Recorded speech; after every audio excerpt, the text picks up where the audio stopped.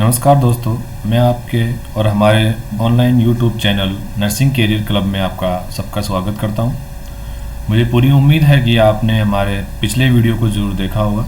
अगर नहीं देखा है तो जल्दी से जाइए।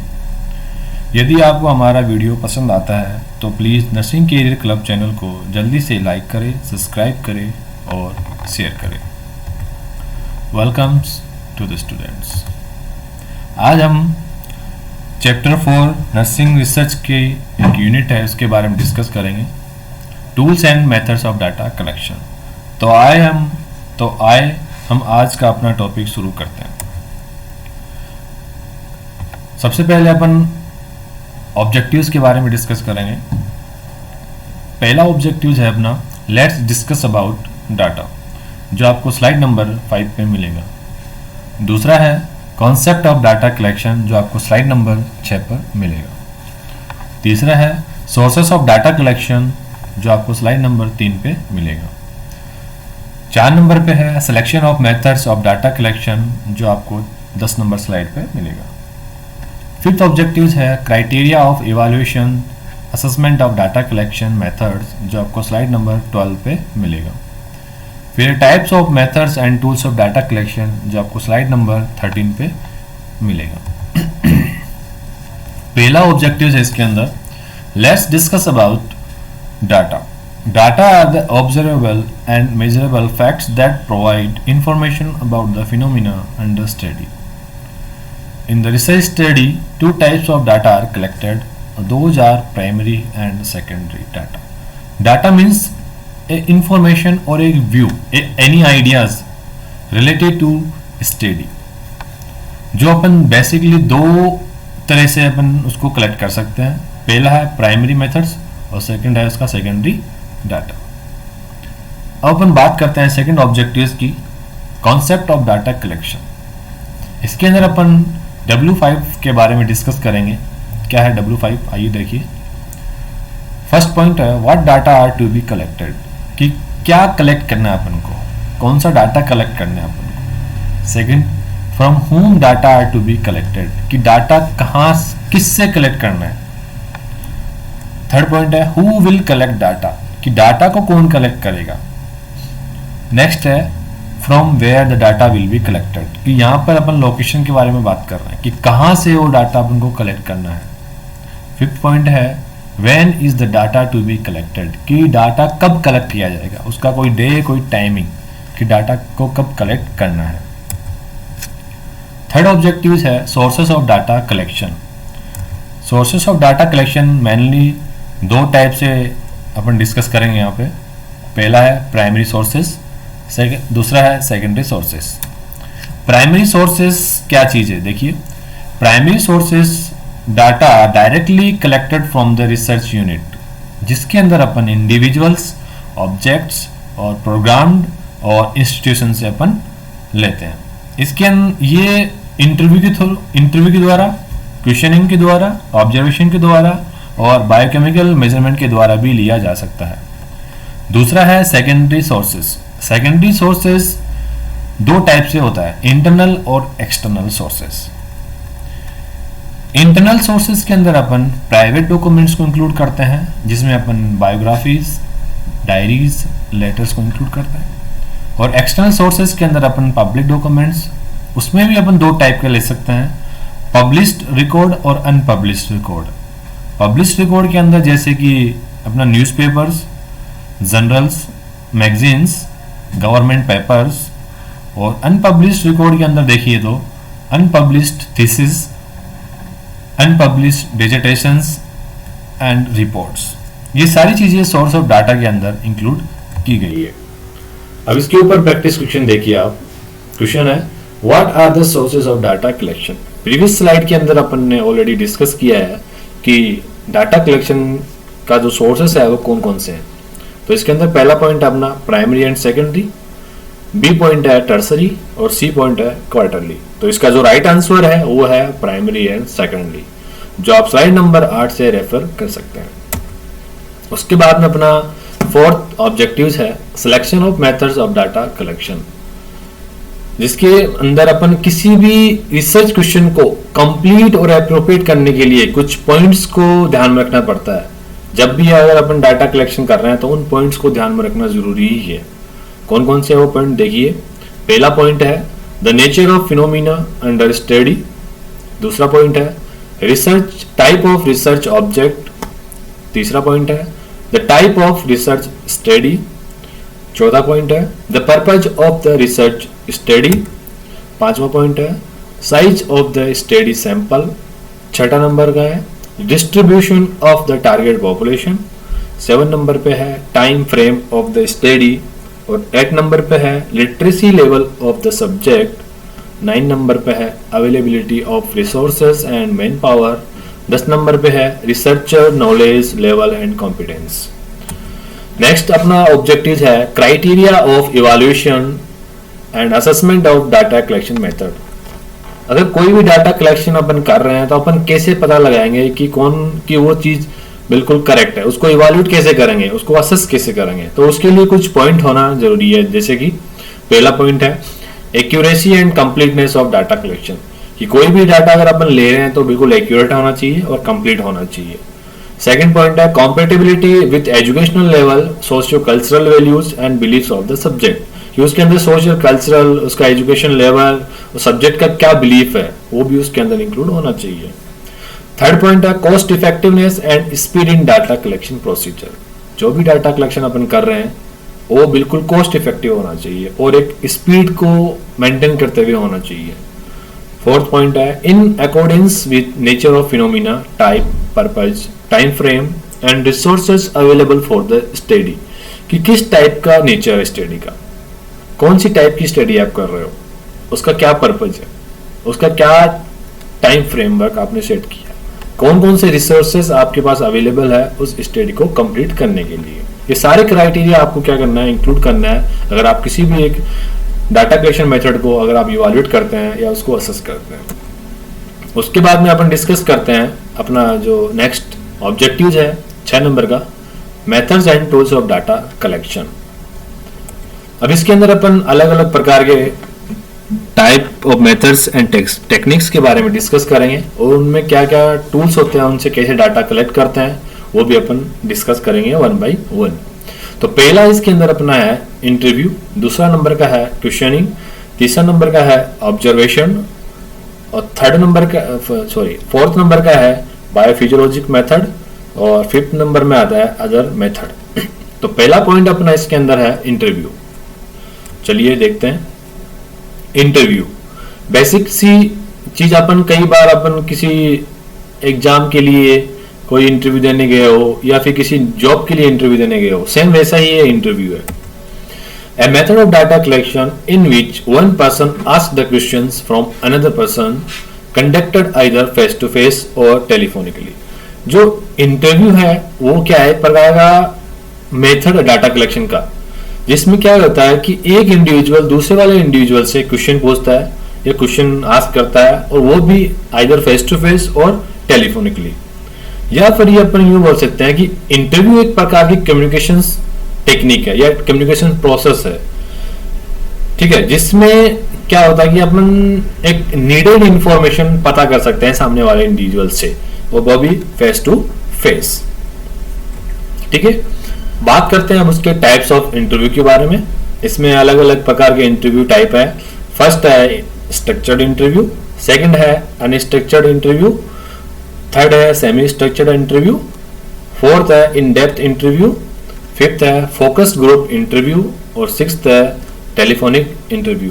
पहला है स्ट्रक्चर्ड इंटरव्यू। स्ट्रक्चर्ड मतलब कोई एक क्राइटेरिया फिक्स है, मतलब जो भी क्वेश्चन पूछे जाएंगे वो एक शेड्यूल लिस्ट के अंदर पूछे जाएंगे, ठीक है। उसको अपन डायरेक्टिव इंटरव्यू के नाम से भी जानते हैं। क्लियर। इसमें क्या होता है कि एग्जैक्टली जो अपन के पास जो लिस्टेड क्वेश्चन है वही अपन क्या करते हैं, उसको फॉलो करते हैं और वही अपन उस पर्सन से पूछते हैं। क्लियर। सेकंड है उसका अनस्ट्रक्चर्ड इंटरव्यू। अनस्ट्रक्चर्ड इंटरव्यू में क्या होता है, इसको अपन दूसरे नाम से जानते हैं, नॉन डायरेक्टिव इंटरव्यू, या फिर इसका अगर अपन एक और नाम दें, उसको अपन दूसरा नाम से जाने तो क्या उसका नाम है, नॉन स्टैंडर्डाइज इंटरव्यू। मतलब उसका कोई स्टैंडर्ड नहीं है, या नाम से इंडिकेट हो रहा है अनस्ट्रक्चर्ड, मतलब जो भी अपन ने क्वेश्चन सेटअप किए हैं उनका कोई स्ट्रक्चर नहीं है, ठीक है। वो रेस्पोंडेंट के इंटेलिजेंस पावर के ऊपर या उसके अंडरस्टैंडिंग के ऊपर या उसके बिलीफ के ऊपर अपन उसको चेंज कर सकते हैं। क्लियर। तीसरा पॉइंट है semi structured interview. Semi structured interview में क्या होता है कि फ्लेक्सिबल मेथड होता है, ठीक है, जिसमें अपन अलाउ करते हैं न्यू क्वेश्चन पूछने के लिए ड्यूरिंग द इंटरव्यू, ठीक है। डिपेंड करता है ये उसकी इंटरव्यू सिचुएशन के ऊपर कि वो किस टाइप की इंटरव्यू चल रहा है, कैसा वो उसको बताया। तो एक प्रकार का फ्लेक्सिबल मेथड होता है, इसको अपन नए नए क्वेश्चन के लिए उसको अपन क्या करते हैं, पर्सन को अलाउ करते हैं कि वो ये चीज भी बताए। नेक्स्ट है इन डेप्थ इंटरव्यू। इन डेप्थ इंटरव्यू में क्या होता है कि अपन किसी भी पर्टिकुलर चीज के अंदर डेप्थ स्टडी करते हैं।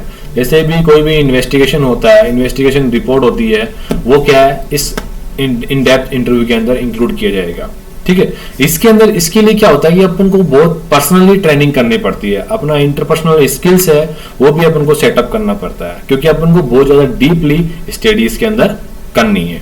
नेक्स्ट है अपना focus group interview. Focus group का मतलब क्या है कि कोई एक छोटा सा ग्रुप लेके जिसके अंदर 8 से 10 मेंबर होमोजेनियस कंडीशन के होते हैं और उनका टाइम पीरियड 1.5 to 2 आवर्स तक होता है, और उस ग्रुप के जितने भी फेशियल एक्सप्रेशन इंटरव्यू के दौरान जितने भी फेशियल एक्सप्रेशन होते हैं या बॉडी लैंग्वेज होती है वो सारी क्या करते हैं अपन रिकॉर्ड करते हैं। क्लियर।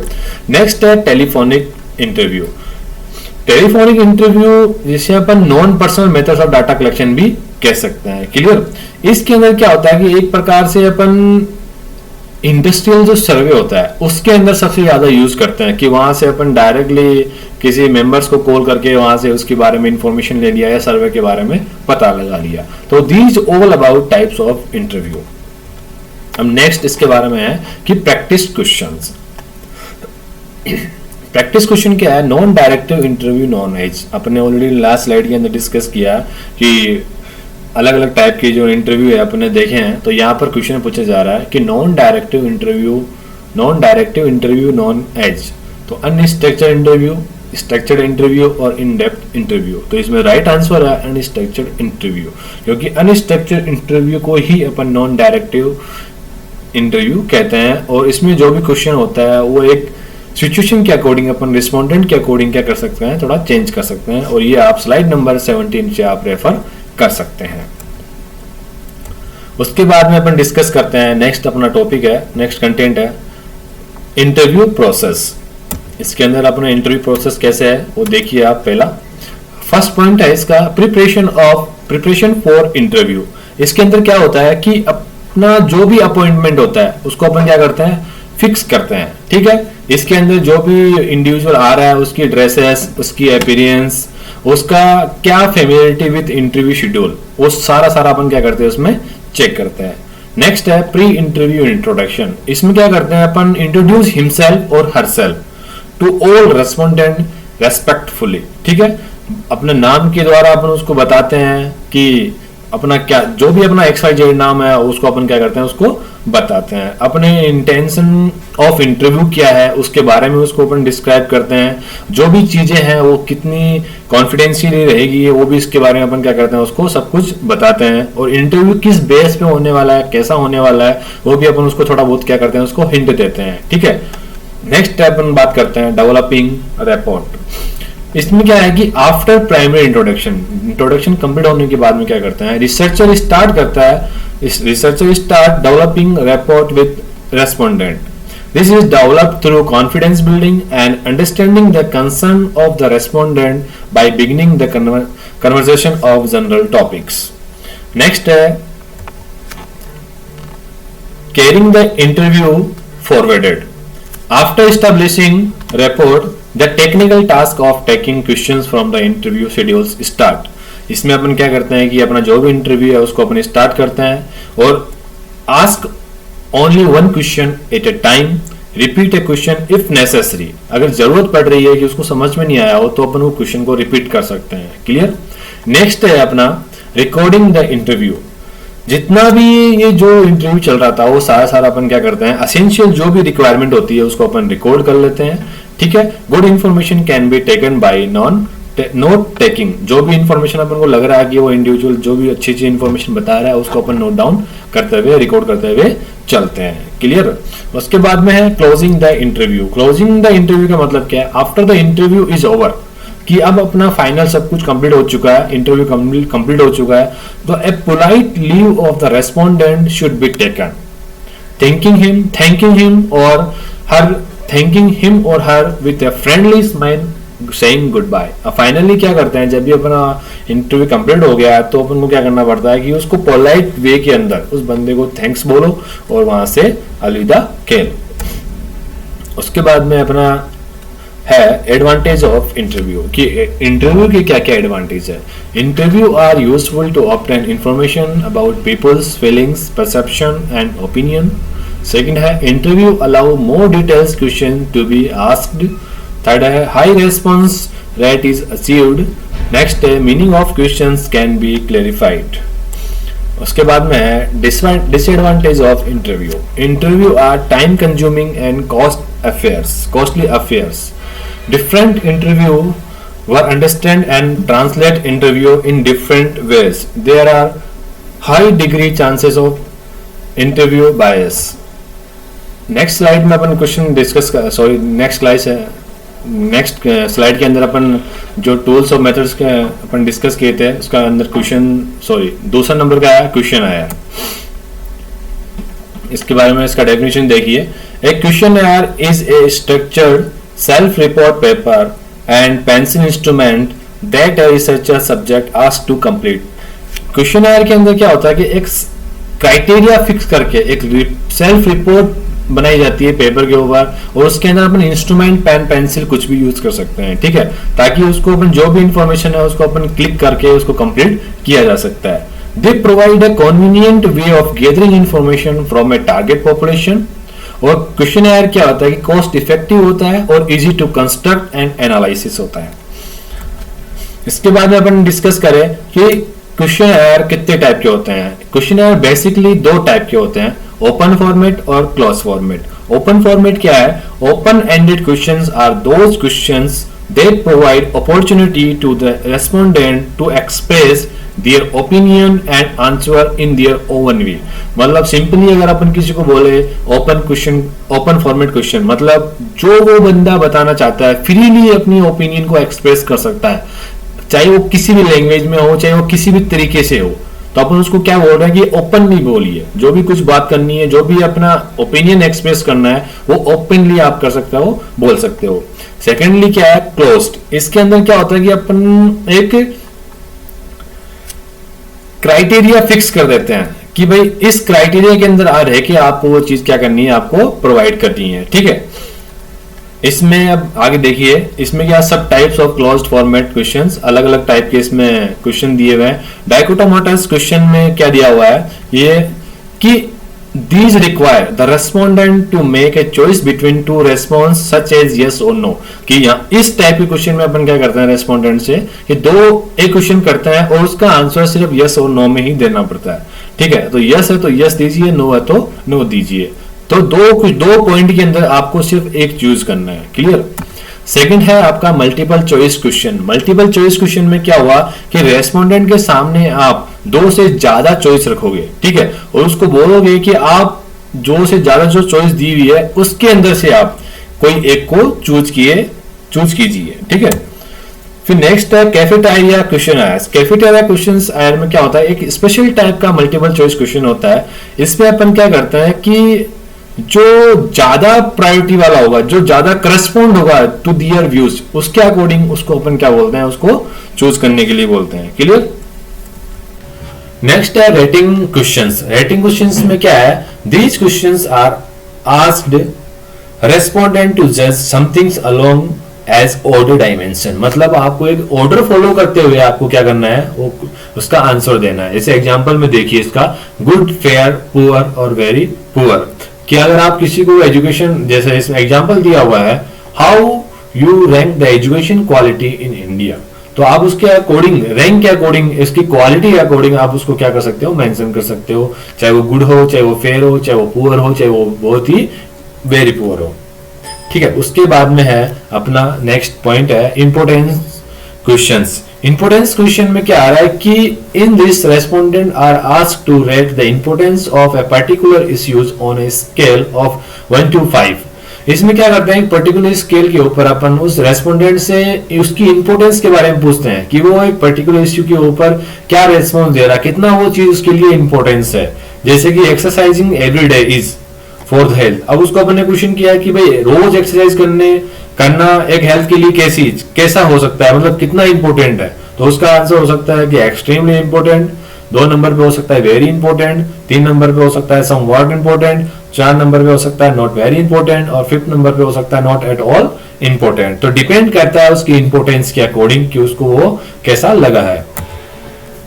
नेक्स्ट है बाइपोलर क्वेश्चंस। इसके अंदर अपन क्या कर रहे हैं कि bipolar questions are questions that have two extreme answer, कि एक इंडिविजुअल को अपन ने क्वेश्चन पूछा और उसके 2 आंसर अपन ने उसको बता दिए कि अब आपको उसमें से एक चूज करना है जो सबसे ज्यादा इंपॉर्टेंट उसको लगे। तो व्हाट इज योर बैलेंस और प्रेफरेंस हियर?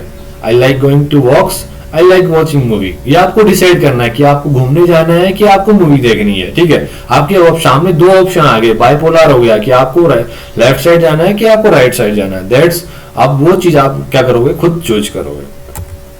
उसके बाद में आता है एडवांटेज ऑफ क्वेश्चनर। क्वेश्चनर के क्या क्या एडवांटेज है तो अपन 1 by 1 डिस्कस करते हैं।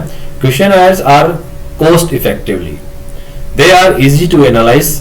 कॉस्ट इफेक्टिवली इसलिए बोला क्योंकि इसके अंदर अपन को कहीं ना कहीं रेटिंग स्किल्स के लिए, कहीं क्वेश्चन पेपर पेंसिल के लिए कुछ ना कुछ बनाना पड़ेगा। तो अपन को कहीं ना कुछ खर्चा आएगा, उसमें पेपर का खर्चा आएगा, पेंसिल का खर्चा आएगा, कुछ इंस्ट्रूमेंट यूज करेंगे उसका खर्चा आएगा। तो अपने लिए कॉस्ट इफेक्टिव होना चाहिए। ठीक है,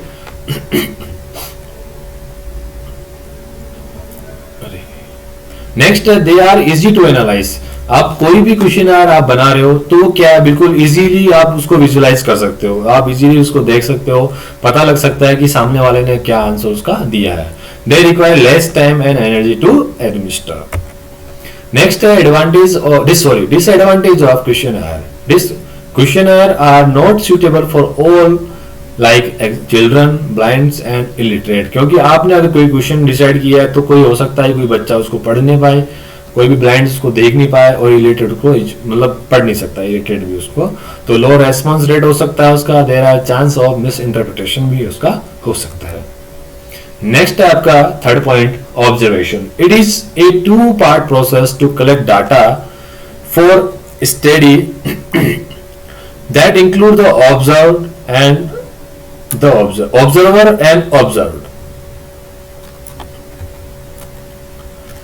Next is इसका use of observation to understand ongoing process or situations, to gather data on individual behaviors or interaction between people, to know about a physical settings, data collection where other methods are not possible. अब data जो collection का next method था वो था observation. इसके अंदर अपना next point slide है अपना टाइप ऑफ ऑब्जर्वेशन। इसके अंदर फर्स्ट पॉइंट अपना देख रहे हैं कि structured observation.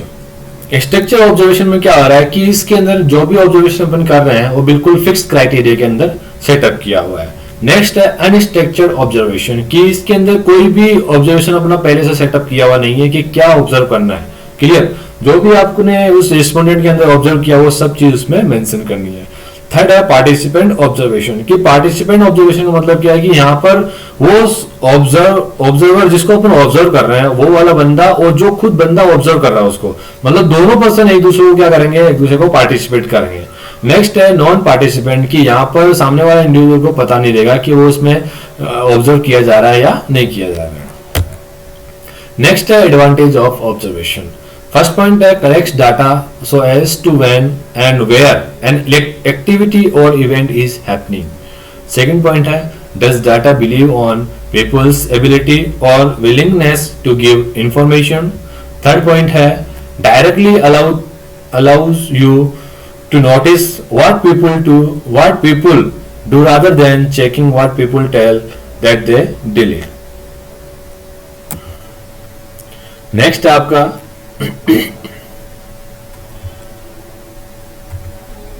disadvantage of observation can be time consuming, expensive as against other data collection techniques, second है this data enhance the clear cut understanding of why people behave as they do. Next अपना आता है observation के अंदर rating scale. Rating scales आप picture देख के लग रहा है कि आप उसमें स्टार देना है आपको। स्केल मतलब कौन सा ज्यादा अच्छा है, पुअर है तो आप उसको 1 रेटिंग दे रहे हो, फेयर है तो उसको आप 2 दे रहे हो, ओके ओके है तो उसको आप 3 दे रहे हो, गुड कंडीशन के अंदर है तो उसको आप 4 दे रहे हो, बहुत अच्छी ग्रेट कंडीशन के अंदर है तो उसको आप 5 दे रहे हो। Rating scales refers to a scale with a set of opinion which describe varying degree of the dimension of an attitude being observed. Rating scale is a device by which judgment may be qualified or an opinion concerning a trait can be systemized. अब देखिए types of the rating scale. 4 प्रकार के rating scales में देखे गए। Graphics rating scales, descriptive rating scales, comparative rating scales और numerical rating scales. Graphic पहला point देखिए, ग्राफिक रेटिंग स्केल्स में क्या आता है। In this scale the performance is printed horizontally at various point from lowest to highest. ठीक है, जिसके अंदर एक तरफ तो लीस्ट पॉइंट होगा और एक तरफ आपका मोस्ट हाईली वाला होगा, तो आप उसको ग्राफिकल में क्या कर रहे हो, उसको प्रेजेंट कर रहे हो। नेक्स्ट है डिस्क्रिप्टिव। डिस्क्रिप्टिव में क्या होता है कि this type of rating scales do not use number but divides the assessment into series of verbal phrases to indicate the level of performance. किसी भी पर्टिकुलर एक इंडिविजुअल के बारे में आप डिस्क्रिप्शन देना हो, चाहे वो किस टाइप का एक्टिव है कि नॉन एक्टिव है, किस प्रकार का काम करता है, पैसिव है कि नॉन पैसिव है, वो उसके बारे में आप उसका डिस्क्रिप्शन आप उसका दे सकते हो। नेक्स्ट है उसका कंपैरेटिव। कंपैरेटिव में क्या आता है कि 2 चीज के बारे में आपको क्या करना है, यहाँ पर कंपेयर करना है। सपोज करो कि mister Ram decision making abilities closely resemble those of mister Shyam and mister Gopal, कि 2 इंडिविजुअल की एबिलिटी के बीच में आपको कंपेयर करना है कि कौन सा बेस्ट उसके अंदर है। उसके बाद में आता है numerical rating scale. Numerical rating scale के अंदर क्या करते हैं, it divides the evaluation criteria into a fixed number of points but defines only number at the extreme. इसके अंदर अगर आप देखना चाहें एग्जांपल के रूप में, तो आप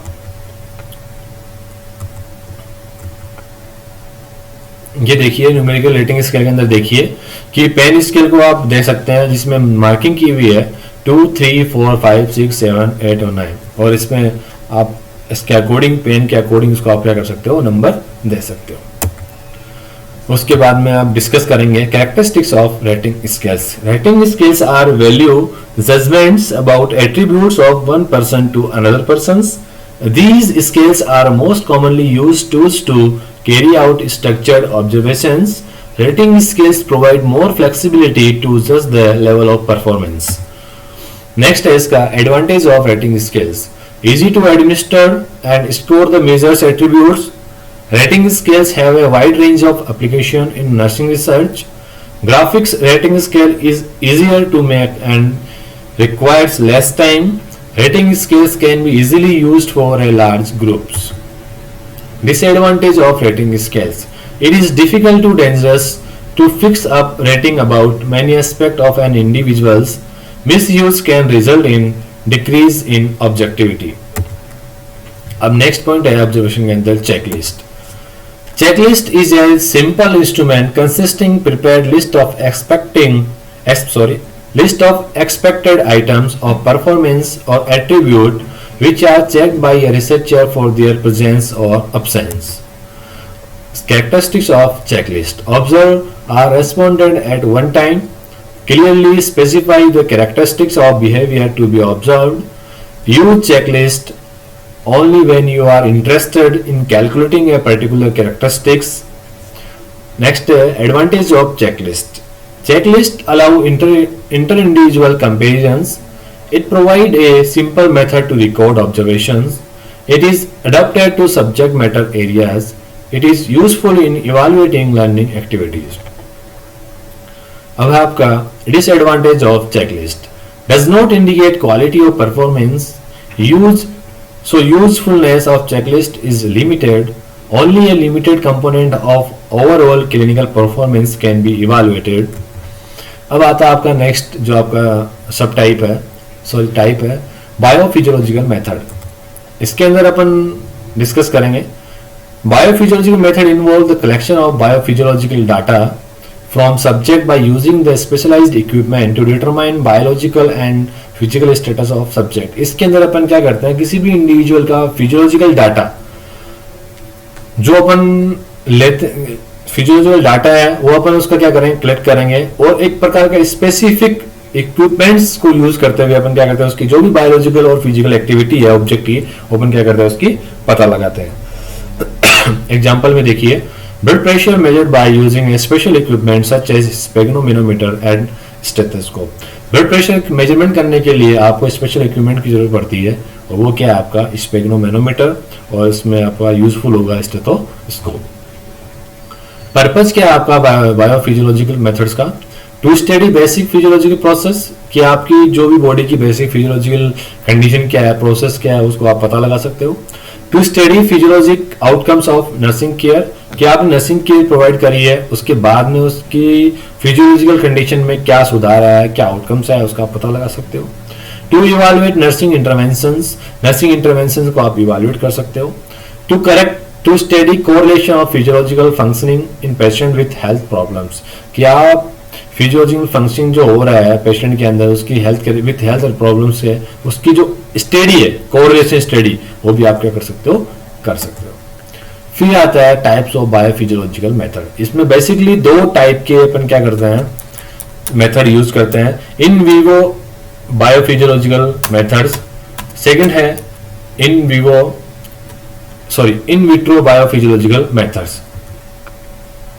पहला पॉइंट है इन विवो बायोफिजियोलॉजिकल मेथड्स। इसके अंदर क्या हो रहा है, in vivo biophysiological methods measurements are directly performed over the organism or study subject by using specialized instrument और equipments। मतलब इन विवो बायोफिजियोलॉजिकल मेथड के अंदर अपन क्या करते हैं, जो भी मेजरमेंट करते हैं वो अपन डायरेक्टली पेशेंट की बॉडी के ऊपर परफॉर्म करते हैं। क्लियर। और जैसे कि एग्जांपल देखिए आप, measurement of the blood pressure by using sphygmomanometer, measuring cardiac conduction using ECG machines, measuring temperature using thermometer और so on। इसमें आप देख रहे हैं कि स्पेग्नोमीनोमीटर को आप जब तक आप बॉडी के ऊपर बांधोगे नहीं या उसके ऊपर लगाओगे नहीं तब तक आप उसका बीपी मेजरमेंट नहीं कर सकते हैं। जैसे ही अगर आपको नेक्स्ट है, इसका एग्जांपल है measuring cardiac conduction using ECG machine. बिना ईसीजी मशीन के आप उस पेशेंट को कनेक्ट किए हुए आप उसका ईसीजी नहीं निकाल सकते। तो इसमें क्या होता है कि आप उस मेथड के अंदर बॉडी के ओवर, मतलब उस बॉडी के ऊपर अप्लाई परफॉर्म करके आप उसका क्या कर रहे हो, मेजरमेंट कर रहे हो। नेक्स्ट है आपका practice questions. What are the terms in vivo stand for. अब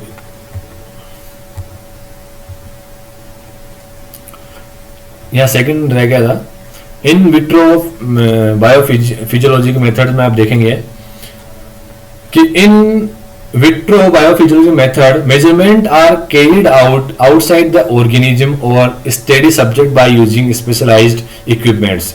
इन विवो के अंदर क्या हो रहा था कि आप बॉडी के ऊपर अप्लाई करके वो चीज फिजियोलॉजिकल मेथड्स के द्वारा वो आप क्या कर रहे हो, मेजरमेंट कर रहे हो। इन विट्रो के अंदर कर रहा क्या हो रहा है कि आप आउटसाइड द बॉडी से कोई भी जो भी आप मेजरमेंट करने वाला है वो चीज वहां से लेके किसी लैब के अंदर, मतलब वहां बॉडी के अंदर परफॉर्म नहीं कर रहे हो, उसको आउटसाइड जाके उसको मेजरमेंट कर रहे हो, वो चीजें इंक्लूड करते हैं इन विट्रो के अंदर। प्रैक्टिस क्वेश्चन देखिए, what are the terms in vivo stand for. Outside the body, over the body और ए एंड बी। तो इन विवो का मतलब क्या होता है कि ओवर द बॉडी। तो अपन ने साइड नंबर आप ये चीज 59 से आप रेफर कर सकते हैं कि इन विवो का मतलब क्या होता है कि directly perform over the organism. Second चीज है इन विट्रो बायोफिजियोलॉजिकल मेथड्स, आपने ऑलरेडी डिस्कस कर लिया है कि कोई भी कंडीशन में अगर आपको डाटा इंफॉर्मेशन कलेक्ट करनी है वो आउटसाइड द बॉडी होगा, आउटसाइड द ऑर्गेनिज्म होगा, आउटसाइड द स्टडी सब्जेक्ट होगा, ठीक है, by using of specialised equipments. इसका अगर आप एडवांटेज देखिए, advantage of in vivo biophysiological methods, पहला है biophysiological measures are relatively more accurate and errorless to assess the oxygen situation. Example में आप बेसिकली देख सकते हैं कि अगर आप डायरेक्टली अगर बॉडी के ऊपर अगर ऑक्सीजन सिचुएशन मशीन्स जो भी इक्विपमेंट्स है अगर आप यूज करते हो तो आपकी जो भी रीडिंग आएगी, जो भी मेजरमेंट आएगा, वो बिल्कुल एक्यूरेट और एररलेस कंडीशन में आएगा। Biophysiological measures are more objective in nature, provide valid measurement for targeted variables. Thermometer will only record temperature and do not blood pressure. क्या हो रहा है कि जो इंस्ट्रूमेंट जिस पर्पज के लिए यूज करना है वो उसी के लिए अपन को यूज करना है। कि अगर बीपी अगर चेक करना है तो उसके लिए स्पेक्ट्रोमैनोमीटर यूज करेंगे, अगर टेम्परेचर चेक करना है तो उसके लिए अपन को थर्मोमीटर यूज करेंगे। ठीक है, अब बात करते हैं disadvantage of in vivo biophysiologic method. Some of the instruments used for biophysiologic measurements are very expensive, क्योंकि आपको पता है कि स्पेक्ट्रोमैनोमीटर और थर्मामीटर और ऑक्सीजन डिवाइस जो भी आप मेजरमेंट करते हो, पल्मोनरी ऑक्सीमीट्री, उनके क्या होती है, जो भी पैसा है वो सबसे ज़्यादा लगता है, इसलिए वो बहुत ज़्यादा एक्सपेंसिव आपको मिलती है। The use of biophysiologic methods require significant amount of training, knowledge and experiences. जो भी इंस्ट्रूमेंट है, जो भी मेजरमेंट इंस्ट्रूमेंट है, अगर जब तक आपके पास में अगर पर्याप्त मात्रा के अंदर कोई भी ट्रेनिंग नहीं होगी, कोई भी नॉलेज नहीं होगा, कोई भी एक्सपीरियंस नहीं होगा, तो आप उस इंस्ट्रूमेंट को यूज नहीं कर सकते हैं, अच्छे से नहीं कर पाएंगे। The result produce by the biophysiological measurements instrument में be affected by the environment.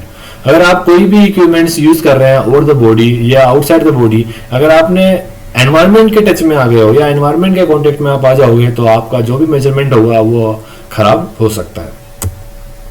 Next है let's discuss about other methods, जिसके अंदर अपन डिस्कस करेंगे प्रोजेक्टिव मेथड।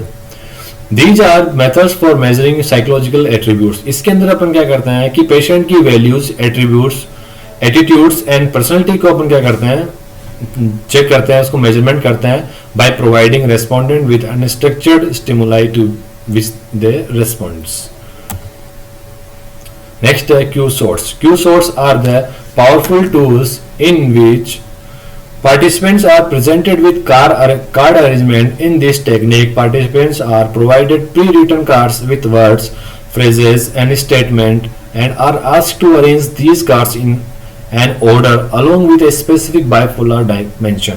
इसमें क्या करते हैं अपन, इंडिविजुअल को क्या करते हैं, अलग अलग वर्ड्स दे देते हैं और उसको ये बोलते हैं कि इन वर्ड्स को वो एक सेंटेंस के अंदर कंप्लीट करे। ठीक है, तो उसका एक मतलब निकलेगा। ठीक है, उस चीज को अपन क्या करते हैं, क्यू शॉर्ट्स के अंदर अपन इंक्लूड करते हैं। Thank you. So this all about our today topic. अगर आपको इससे रिलेटेड कुछ भी डाउट हो तो आप मुझे कमेंट कर सकते हैं। मुझे आशा है कि आपको ये टॉपिक पसंद आया होगा और प्लीज अब जाइए, लाइक करिए, सब्सक्राइब करिए और शेयर करना ना भूलें। Thank you.